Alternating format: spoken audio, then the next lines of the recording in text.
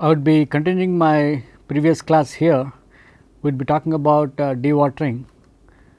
In the previous class, we studied on the principles of dewatering, why we should do the dewatering. Essentially, this is because you need to remove the water and then make it possible for construction to proceed in the for foundations. Essentially, for dewatering, we should be able to understand the hydrogeology of the area, as I just mentioned. The aquifers we have, in fact, we studied this in our undergraduate curriculum, in which you have two types of aquifers. One is a confined aquifer, the other one is unconfined aquifer. You also have perched water table, where the water tables exist in some localized areas, and so one should be able to understand the hydrogeology of the area and also the permeability, because this is an important parameter for design, and also what are the design issues, like how much of water should be excavated, removed, so that that area is a little free of water and you can go ahead with the excavation, and also see that the excavations are stable. So, in the process of excavation, one should make sure that the water is removed and also it is stable. So, these issues we should address, and just I would like to take a few minutes to recap what we did, what we understood. We need this for essentially for construction of excavations, and when you are trying to go for structures below the water table. And sometimes the permanent dewatering systems are very expensive. Normally we go for temporary excavation systems, and we also try to have some measures to release the hydrostatic pressures generated. We have varieties of equipment that we use. We need to have sumps, pumps, trenches, well points, deep wells, and all that. And this is a typical example in which one can lower the groundwater table, like this is initial water table, and then by having this sort of pump and arrangement in a ditch and all that, one can lower the groundwater table. This is another one which we call it as well point system, in which again there is a water table here. Because of this well point here, we are trying to lower the water table from here to here, and this is the bottom of the excavation. So, at least about 1 or 2 feet below the water should below the foundation level, the water should be drained off.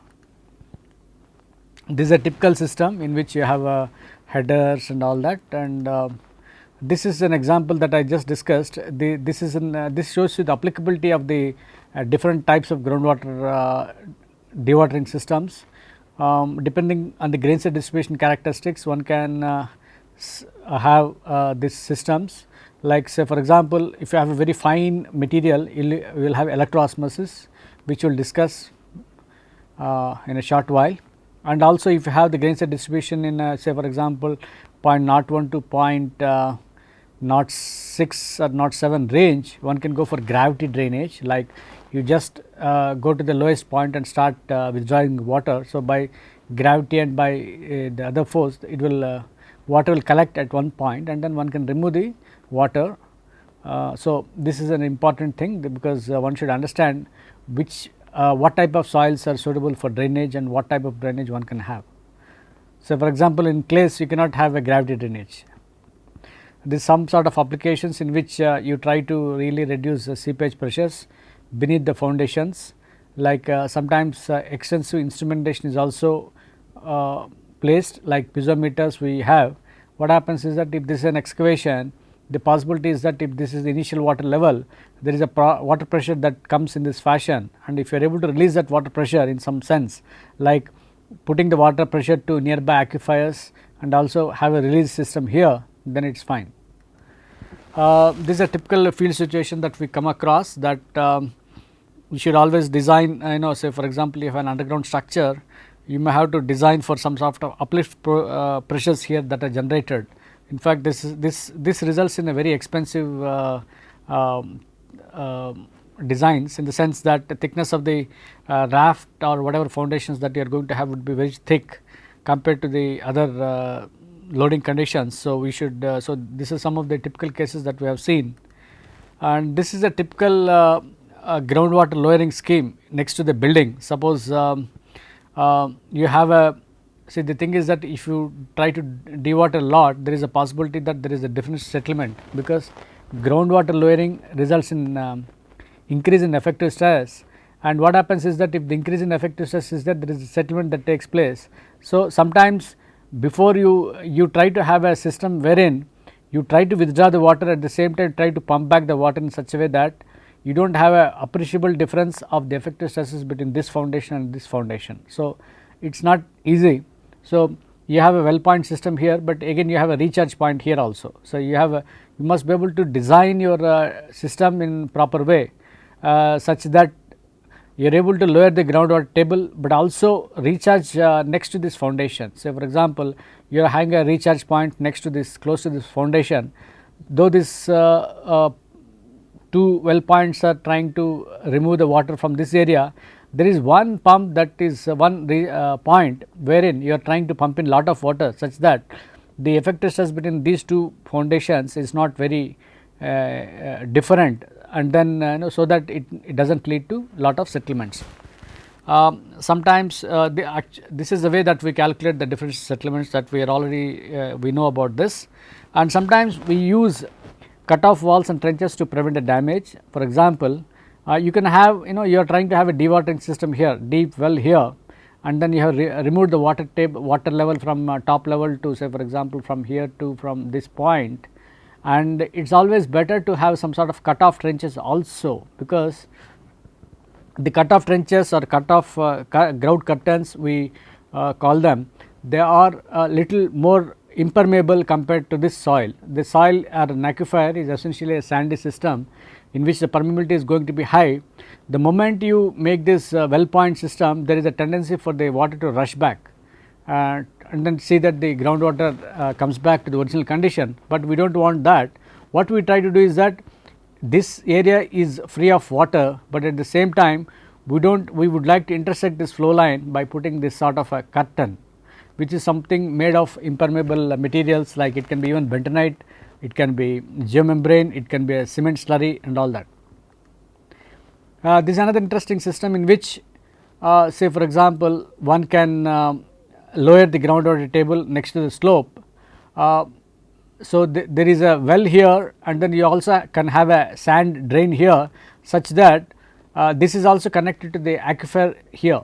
So, what happens is that once it is connected to the aquifer, the possibility is that all the water goes down here, and the pore pressures are not mobilized very so the pore pressure is somewhat released, it is taken to atmosphere. So, that is what it means, that it is serving as a protective system.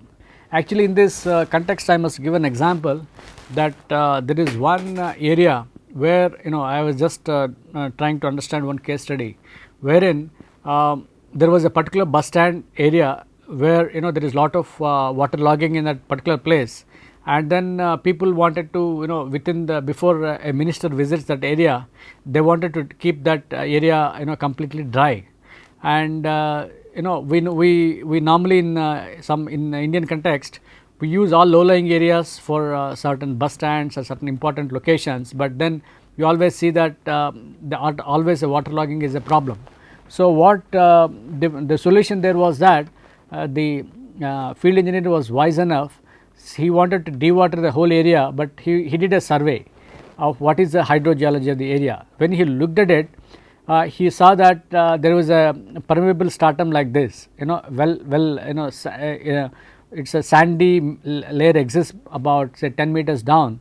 So, what he did was that, imagine that this is all a area that is close to a bus stand or something like that, but then there was a water logging because of the presence of water table close to the groundwater table, close to the ground surface. So, what he did was exactly that, he just took made it a hole like this, put some geosynthetic drains, prefabricated vertical drains, and connected them to the sand drains, sandy layer that existed here, with the result that he, with a proper spacing and all that, he was able to connect the whole the area which was waterlogged to the sandy layer that existed below, and maybe within a 1 or 2 days, the whole area that was supposed to be waterlogged, it totally drained off.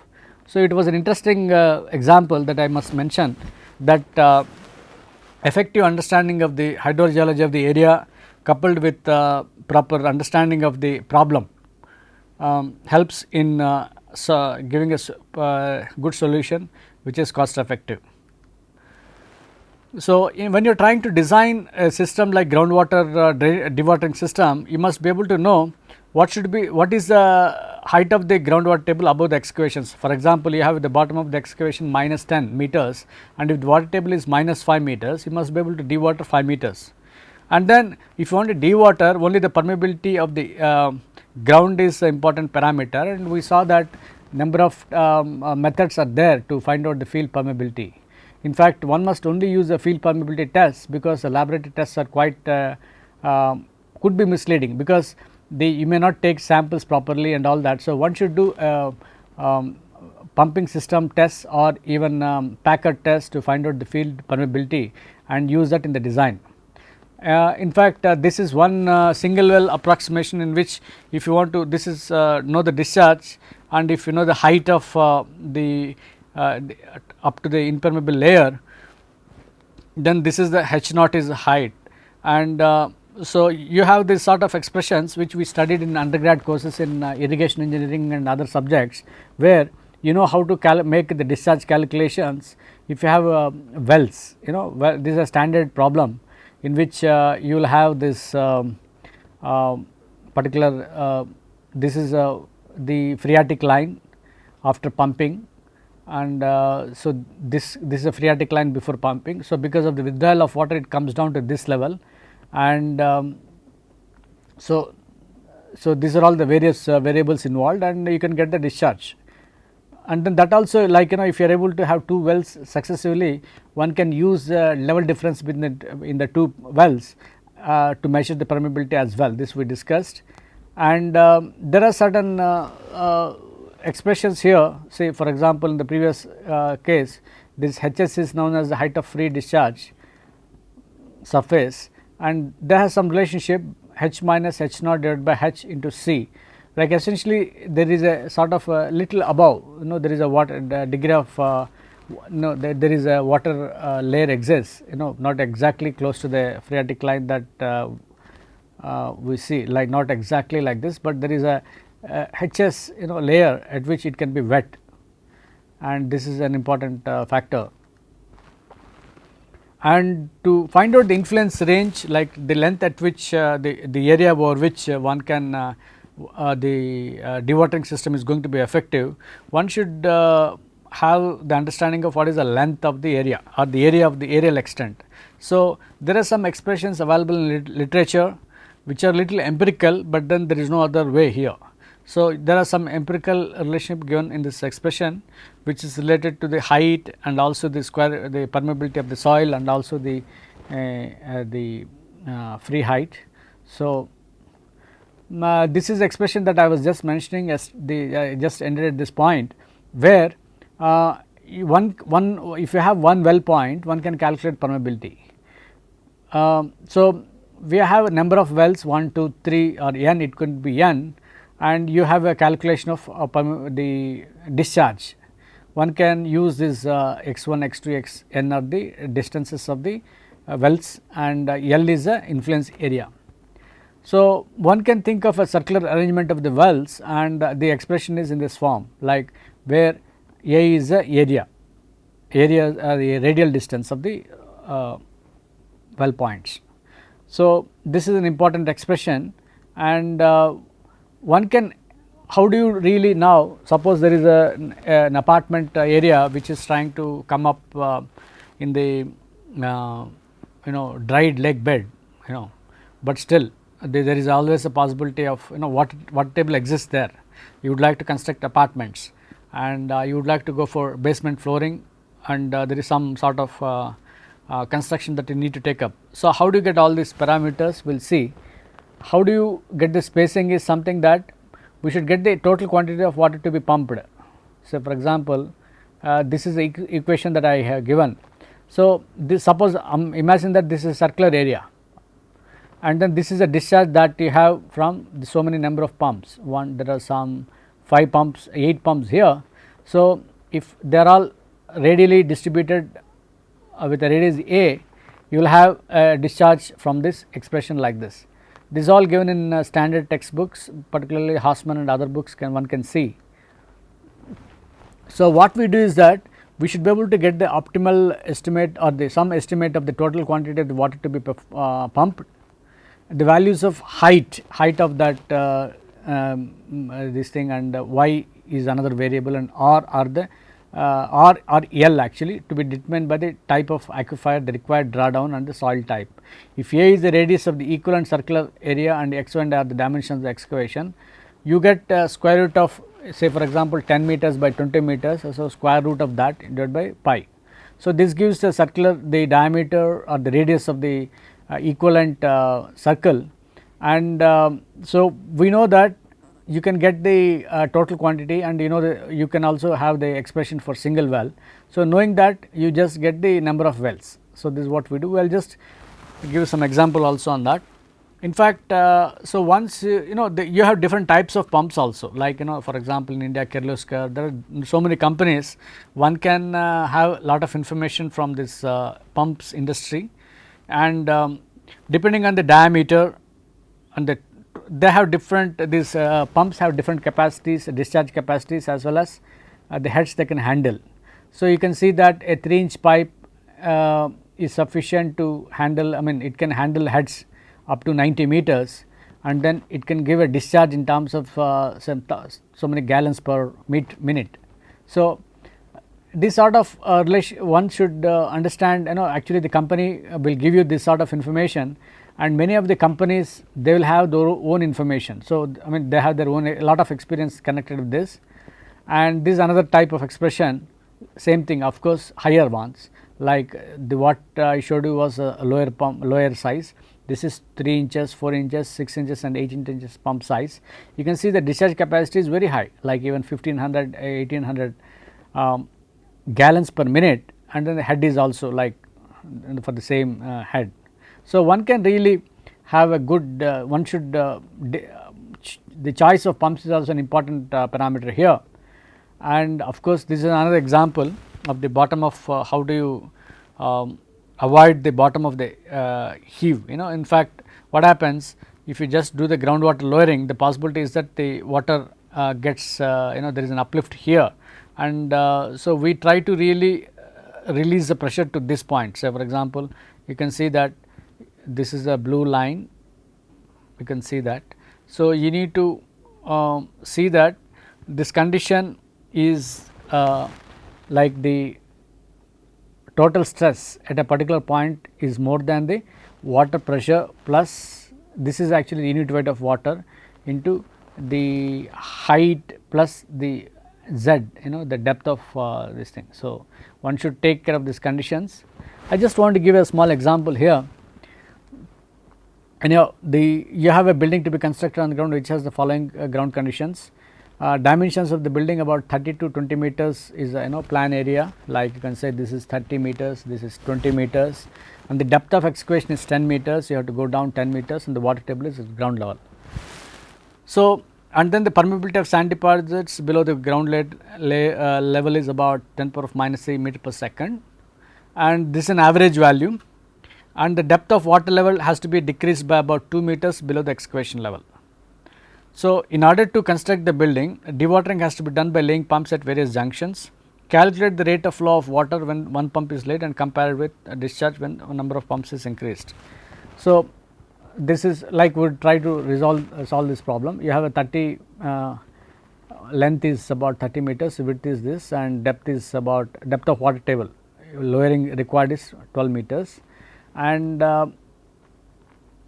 what do we do is that first thing is that we should calculate. So, we note down all the conditions required, and the permeability values 10 to the power -3 meter per second is that value. Drawdown, depth of drawdown below the level is 2 meters, and this is H is 12 meters. In most cases there is an empirical relationship to obtain the approximate value for the line of influence, as I said, equal to R. This is given by this previous expression that I just mentioned, and you have some sort of expressions like this that are given in the text, and once you use that for C equal to 3000, you get a term called about 190 meters or 200 meters, close to that, and the formula for discharge is given by this equation, and if you put all these numbers you get about 0.0433 meter cube per second.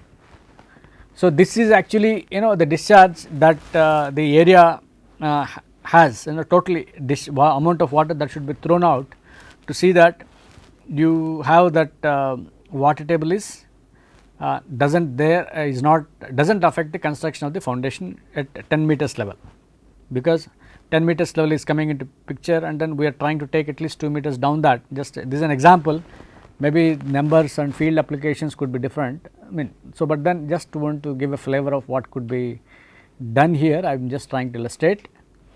And expression for a single yield from a single well is given by an expression which is actually an empirical expression that is given in Hausmann. And so you try to have the for substituting r equal to 0.1 meter, the radius of the single well, and h naught equal to 2 meters and k equal to -3, the yield for a single well is obtained as 0.01 meter cube per second. Hence, like we have seen that the total water to be removed is 0.0433 meter cube per second, and this is from 0.01. So, you can take it as about 4.3 or something you will get, but you can say for the safe side, I mean conservative side, 5 wells are required. 5 wells or 5 well points are required to calculate to dewater the area. This is an example here. Now, say what are the distances we should calculate, right. So, if the number of pumps are increased to more than one, it is not easy to have a high you should have a one pump of very high capacity, which is not easy sometimes. In fact, sometimes what happens is that in most of the field applications, if one of the pumps goes wrong, there should be a factor of others should take care. So, one should, they always have some efficiency factor that comes into picture here. So, one should be very careful. So, this particular equation gives discharge for a number of wells, like if you have number of wells, it is x1 and then the distances x1, x2, x3, xn, and take natural logarithm and 1 by n is the number of pumps, and use this. In this example, we say that, as I just mentioned, we need 5 pumps. So, and then we try to put at different locations, maybe just like this x1, x2, x3, some example. This is only an example here. So, you try to put this and then calculate the numbers here, and what you get is 0.058, which is more than 0.0433, right. So, which is not bad, which is okay, like it is better to have a higher little margin here, so that there is always that if there is something goes wrong, you always have some safety. So, hence x1 with all these distances, of course, many of these are just numbers, one can change the numbers and then get these things. What this means is that one can get the number of pumps required based on the discharge required or the boundary conditions that we have for the given problem, and also have adequate margin of safety. So, this is a simple example illustrates that one can do a design of the dewatering system in a simple way. And of course, in this particular issue, one should understand that the use of the dewatering techniques needs considerable experience. For example, it is not easy, you have specialized contractors who will have array of their systems, if one goes wrong they can use something else, particularly if dewatering goes wrong, it is very risky in foundations, and a lot of problems will come up all of a sudden. So, one should understand that these techniques need lot of experience, and many of the terms and parameters in the formulas have uncertainties in the variable, and then you need to trial. Actually, what I meant was that you should be able to do some sort of trials in actual design. Say for example, you must try to do a simple trial in the field itself. Is that I got a permeability like this, and then I got the water leveling system. They need to measure also. In fact, they must measure the using piezometers and all that. What is the extent of lowering they observed? They have to do a lot of some measurements, so that it is quite useful in trying to see that the design is satisfactory. Finally, if it is not going to work in the field, it is very difficult to retrieve the situation, particularly if the water table problem is not solved, it's the project gets stopped. So, that is very important thing. One should understand that many of the variables formula are somewhat empirical, and they are highly variable also, like say for example permeability value, there could be variations from point to point. So, even if you take average value also, one should be little careful, and one should design the system in a proper way. So, with this I have just completed dewatering, and we have another system. How, see, the thing is, I just mentioned that dewatering, particularly when it is in clays, how do you do that? The thing is that this is a very important, and we use this concept, because we know that the clays are negatively charged particles, and we try to use this concepts to dewater in the case of clays. So, that is called electrokinetic stabilization, that we will discuss. So, in this lecture, what I would be doing is that I would be completing or covering a few issues on electrokinetic processes and describe a few field trials of the technique.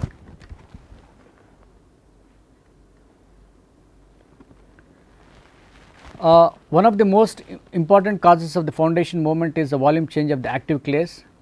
For example, the bentonite clay, or even say for example expansive clay, or any general clay, soft soil has lot of issues, particularly in the presence of environment, like for example, if there is a water content changes, there is a lot of swelling, water content is there, it imbibes water, there is a water content change, and there is a swell. So, many of these clays have a lot of difficulties, particularly they have shrinkage and volume expansion and all that, and the electrokinetic stabilization is a technique of applying an electrical current through the soil mass to promote the migration of chemicals from injection points. What we do is that the chemicals will we introduce also some chemicals, so that we also have some injection wells, and once you apply the electrical gradient, like electrical gradient, you have a cathode and an anode, there is a movement of anions, and then that draws water with that.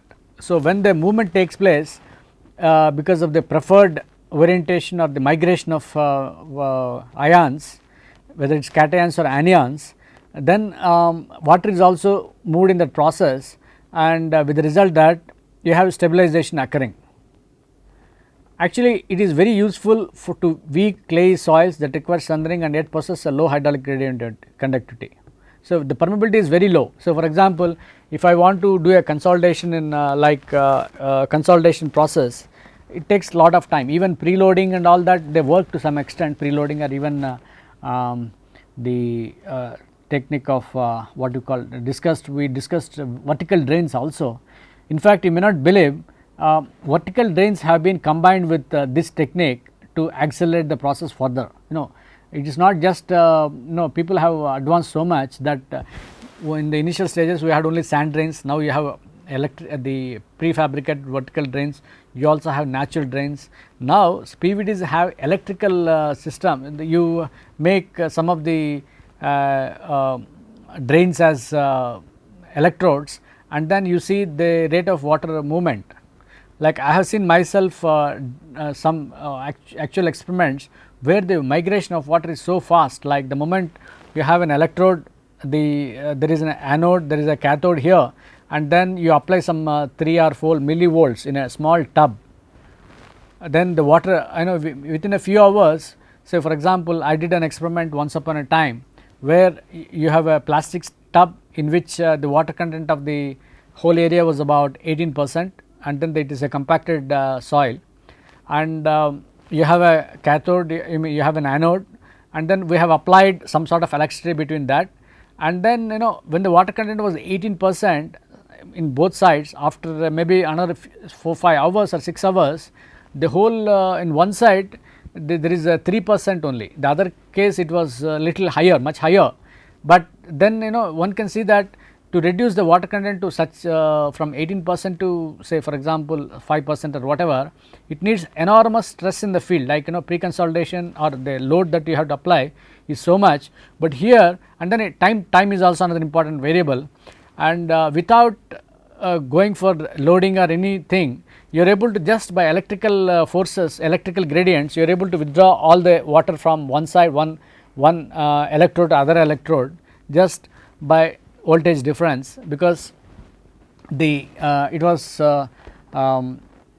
compatible. In fact, this was required. Why? Because there was one software company, and then they have constructed, they have a flooring and everything. They did not see that there is a water table level that existed about within 4-5 meters down there, very close to that and whatever. So, the flooring that they have was not really comfortable, in the sense that it is all wet, and then there is a water, somehow it went capillary, because of the capillary rise of water even was you can see that the flooring totally, it was it has lot of waviness in that, and it was very uncomfortable. In a very good software office, it is actually deck in some time back, maybe a few years back. So, in that whole software office, when people go, it is supposed to be a people that is a excellent environment where people work very comfortably, but what we saw was that finally people are not able to use it well, because you have waviness, there is a water in some corners, and you have all computer systems here. So, when they approached the Indians of Science, I just did that experiment and looked at the possibility, because already the building is existing and I can't use all these systems of dewatering and all, not easy. So, we studied this electrokinetic stabilization as in one of the courses, and we did an experiment to see that. That is what I just mentioned, that we just took a plastic tub in which we introduced electrodes, and then we try to find out the water content change after applying the electrical gradient. So, we find that it was excellent, and only thing it was required, it needed a lot of practical experience in the installation of that particular system, but because it is not easy. So, as I just mentioned, this technique is very useful to very weak clay soils, and which has lot of I mean low permeability, and so sometimes people also use chemical grouts also. Okay. So, some of these things could be avoided if you have to go, if you can go for this type of technique. So, what does it do? When an electrical potential difference is applied to a soil across a soil mass, cations and anions are attracted to the cathode and anode respectively, whereas neutral particles are attracted to neither. That is actually there is a standard reference by Gray and Mitchell, and this forced migration occurs most readily by the ions with the greatest mobility. Say for example, you have different types of ions like sodium ions, potassium ions and calcium ions and all that in clays. What happens is that the ions with the greatest ability, like say for example sodium, they can it is a very comfortable system in which you can they have a good mobility, and then migration of water, essentially we are looking at removal of water occurs rather fast. Within the soil mass, these ions are to be found in the pore water existing between the soil particles. The movement of ions within the pore water causes a transfer of moment to the pore water. Actually, why is it happening? We know that in a clay is negatively charged particle, and the thing is that you have adsorbed water on the clay surface, and also beyond that you have a pore water. Pore water also has certain chemistry, like it has its pH, it has its ionic concentration and all that.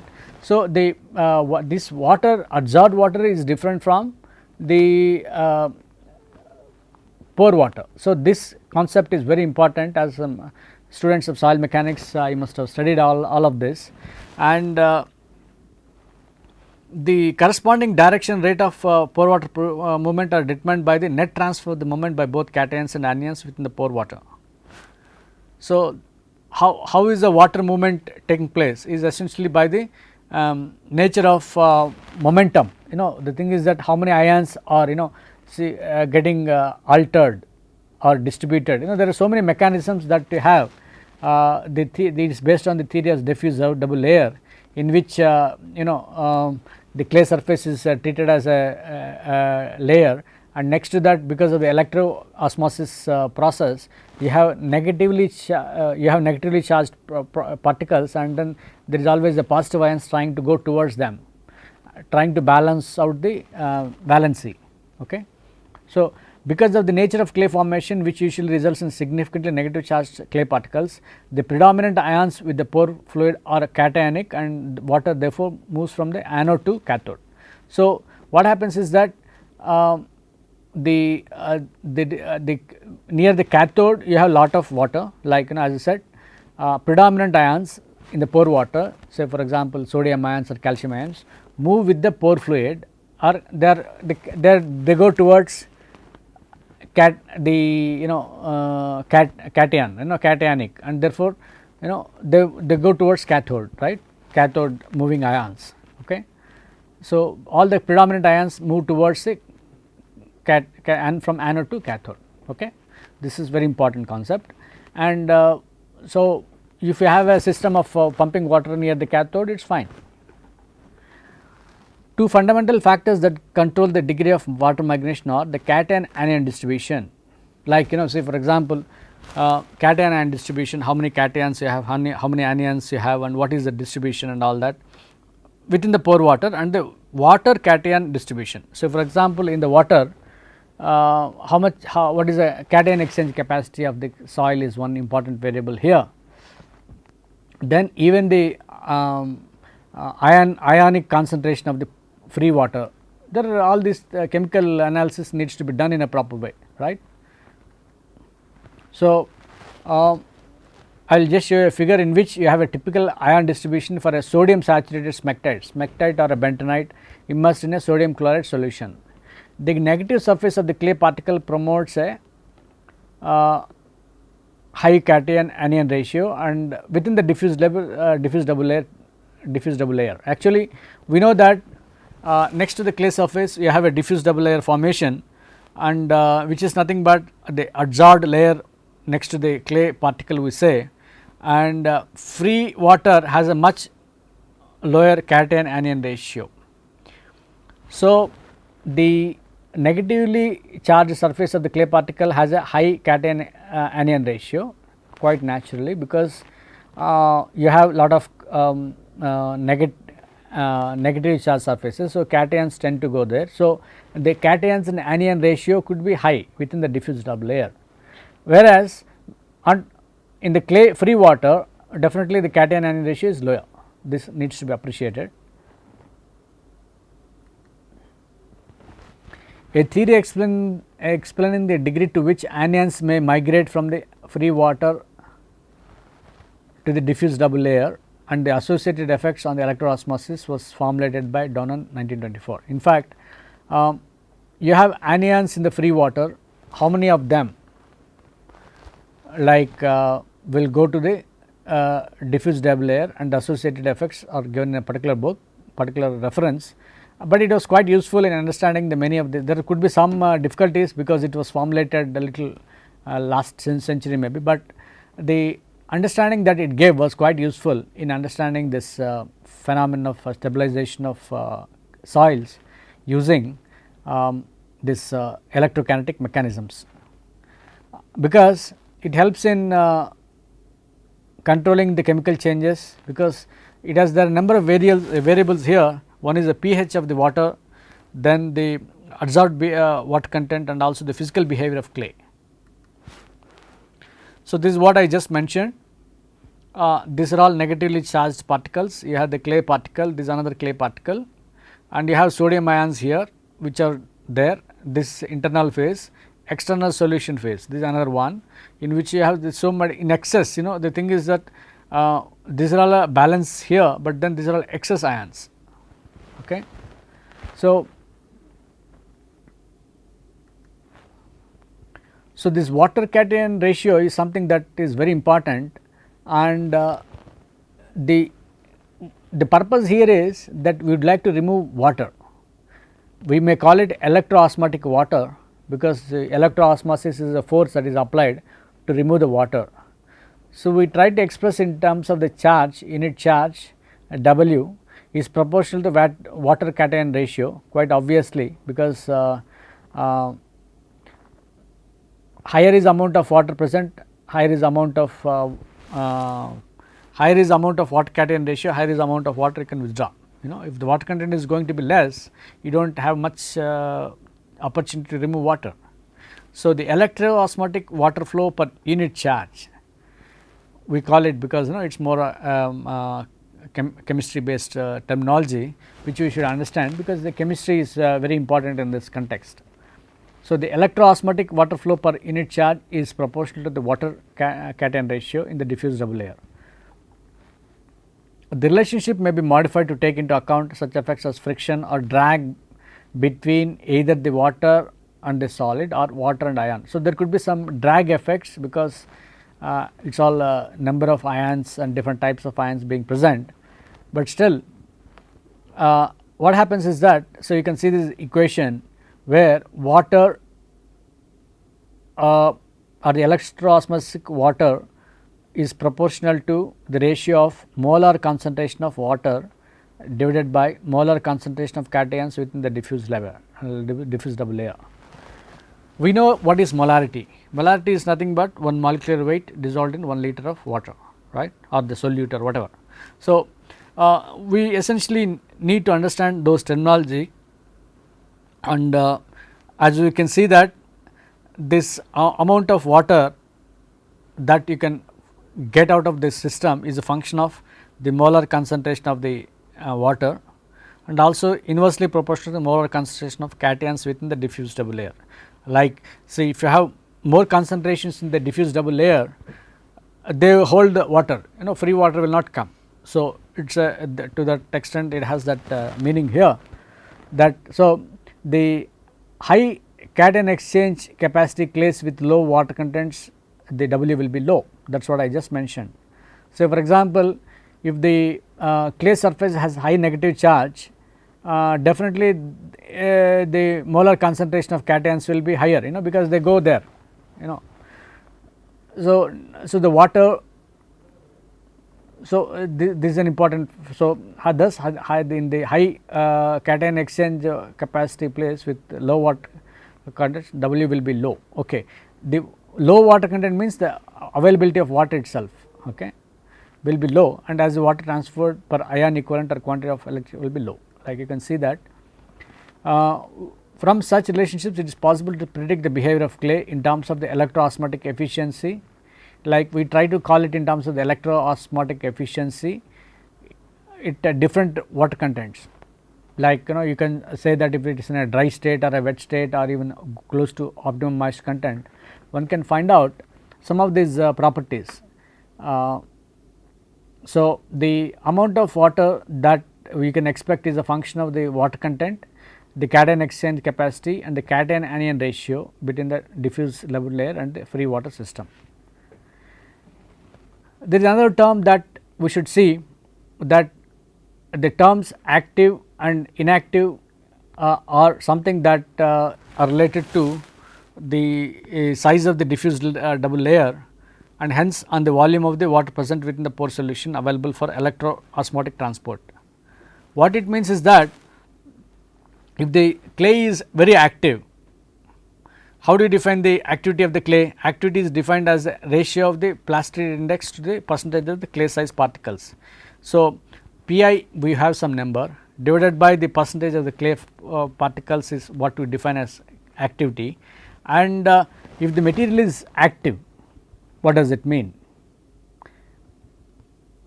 Active in the sense, actually this activity is defined in terms of the negatively charged surfaces, and definitely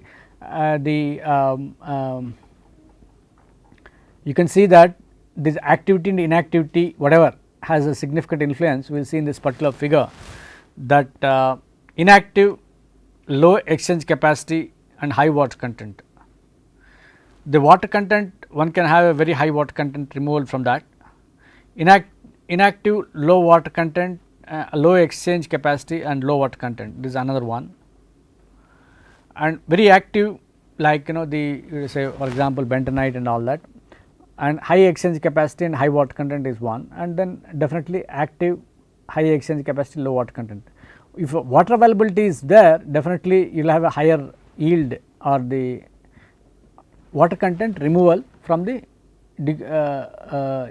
soil because of the electroosmotic forces, right.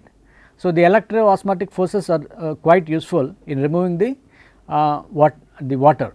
So, this also in fact one should know that it is a function of the molarity or the normality. Say normality of the external electrolyte is again another variable, and these two terms normality and molarity and molality, they are all we studied in our basic sciences in our curriculum. And say for example, molarity is nothing but the, and as I just mentioned, you take a sodium chloride and it has a molecular weight of 40, and if it is dissolved in 1 liter of water or the solute or whatever you call it, we call it 1 molar. And normality comes in terms of the equivalent weights, it is much more standardized, and we talk in terms of the normality also, and the higher is the normality, like say for example, it is 1 here, 0.1 here, 0.01, 0.0. So, you dilution, you add dilution factors are there, like instead of 1 liter you say only 100 ml. So, dilution is there, and so based on the dilution factors also it has a significant role. Okay. This is what we understand from the clay science. What are the other effects of electrical application? So, once we apply the electrical gradients, what happens is that the movement of water reduces both the water content and the pore water pressure. Okay. So, it increases the net effective stress. So, the moment there is a effective stress increase, there is an effective strength also, strength is increasing, right. Then you have electrolysis of the pore water at the electrodes. So, you have the electrolysis taking place, which causes hydrogens and hydroxyl ions to be released from the anode, and there is a sort of you have H plus and OH minus ions getting released, and you have this sort of chemical reactions taking place, right, because this is what happens. These ions are drawn towards the opposing electrodes. Therefore, there are differentials in the pH levels across the soil mass. Because of the changes in electrical gradients, there could be pH variations also. So, these pH variations in turn change the surface charge of the clay minerals, and thus the cation exchange capacity. So, what happens? Originally the cation exchange capacity was something very different. So, for example, we say that bentonite has so much cation exchange capacity, or this illite has so much CEC, we call it cation exchange capacity. So, all that gets altered, and also so because of these changes, when the migration of ions takes place from anode to cathode and cathode to anode, whether it is hydroxyl ions or hydrogen ions, so there is a change in the soil structure itself. So, that leads to in fact somewhat stronger condition here. Okay. So, that is within the soil. So, what happens when you have electrodes? The reactions that occur between the electrodes and the pore water depend on the characteristics of the pore water and the material properties of the electrodes. So, suppose you are using mild steels, what happens is that definitely when you put water, corrosion takes place, right. So, this is what happens, like iron gets converted to ferric material, and so there is this sort of chemical reactions, oxidation at the anode takes place, reduction at the cathode takes place, you have a combined influence like this. So, again it gets to ferrous to ferric, it gets converted, and this sort of chemical reactions do take place, and which is something which even we are familiar with some sort of corrosion that could occur. So, mild steel electrodes were used in some studies, which is quite standard material. From the corrosion theory, we know that the oxidation occurs at the anode owing to the loss of electrons, while reduction occurs at the cathode. This is what is shown by these two chemical reactions, and you have a combined also. So, further oxidation takes place. Okay.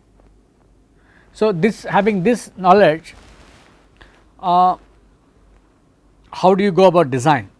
It is actually we do not have much work that is done in India, but elsewhere in the rest of the world there is considerable knowledge, expertise, or at least a lot of practical studies have been done.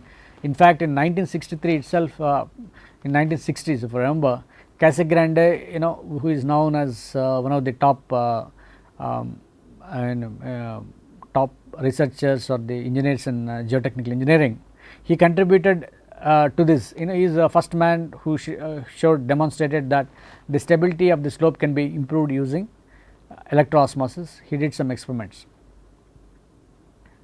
So, what is required in this, some of the issues we should discuss. Then correct electrode installation. Say we have a cathode, you have an anode, and it should have good electrical contact with the subsurface. There is a clay soil, and once you put this material like anode and cathode, they are small tubes. Okay, it can be just which you can put inside, or it can be bigger like 100 in the field. What I did in the lab was a small tubes, because it is comfortable, they are available, though I just put because my clay, the small plastic container was about 1.5 to 2 feet higher, and then I just put some tubes which were acting as anodes and cathodes. So, correct electrode installation requires or ensures good electrical contact with the subsurface. They should be properly contact there, while avoiding an electrical bridge through the surface of the topsoil. What happens? There should not be a short circuiting type of thing, where there is a that bridge formation should be avoided. Okay.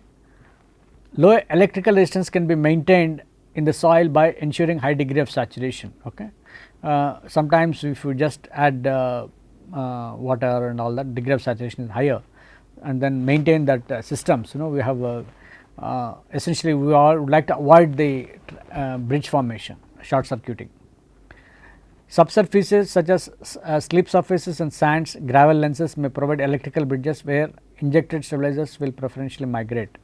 Actually, what we do is that, say sometimes in say in the in situ soil, there could be some small slip surfaces, some gravel and all that.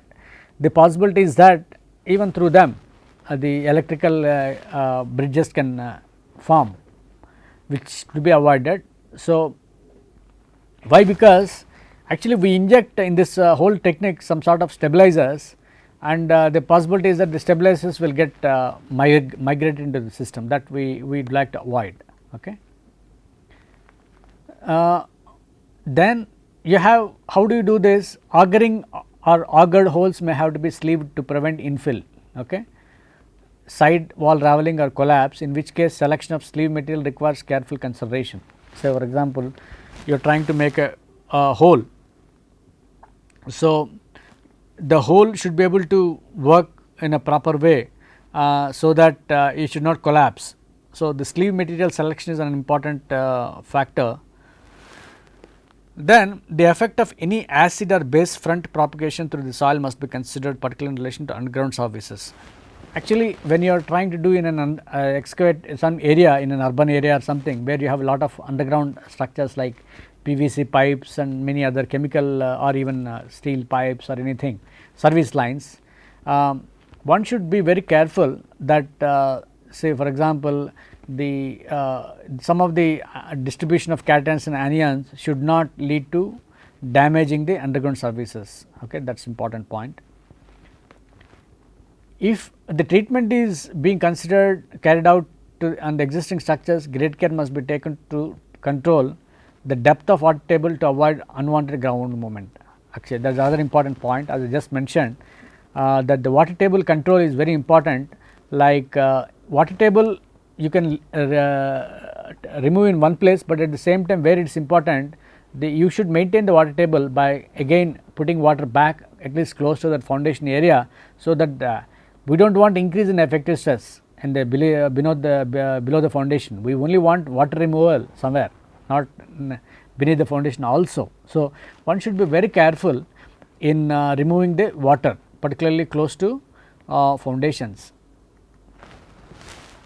So, this is a typical example. Actually, these are number of lot of research has been done, and a number of the papers published on these lines.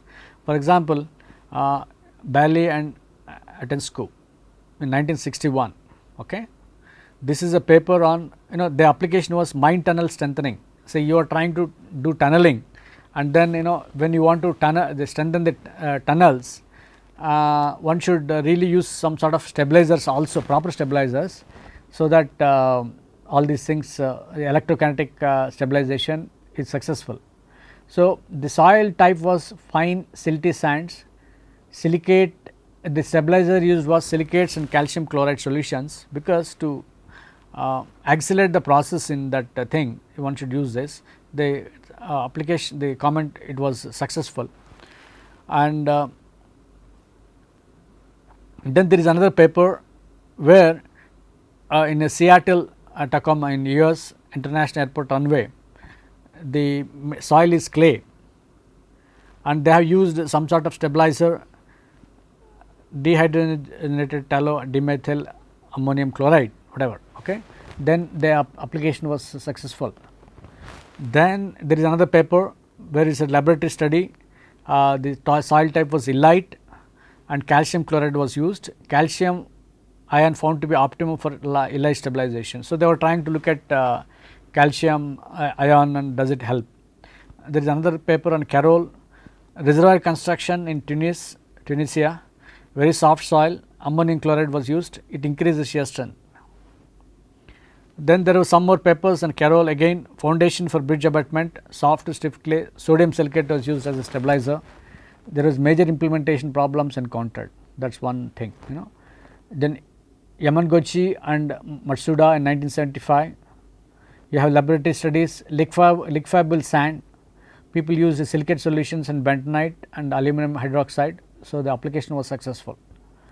So, you have Bannon in 1976, it is highways upgrade Arizona US, low plasticity clay, potassium chloride.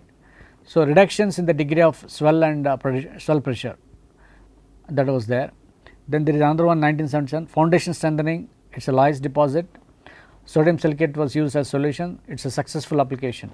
Annan, again it is a laboratory study, kaolinite was the clay soil type, aluminum and phosphate ions were used, large increase in shear strength for phosphoric acid than aluminum sulphate they observed. Shear strength values, so for example, they took two types of ions, aluminum and phosphate, and they find that you have an excellent benefit from the phosphoric ions, phosphate ions.